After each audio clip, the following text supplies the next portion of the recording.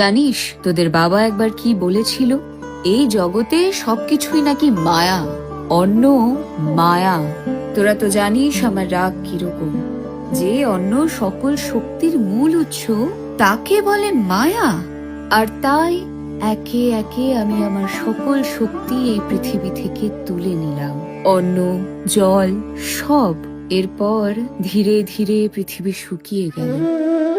মানুষ দেবতা সবাই খিদে কষ্ট পেতে লাগলো। আর আমি মা হয়ে তা কি করে হতে দিতাম বল? তাই আমি কাশিতে আবির্ভূত হলাম অন্নপূর্ণা রূপ নিয়ে। হাতে খুন্তি আর ভরা পাত্র নিয়ে আমি আবার সবার জন্য রান্না করতে শুরু করলাম।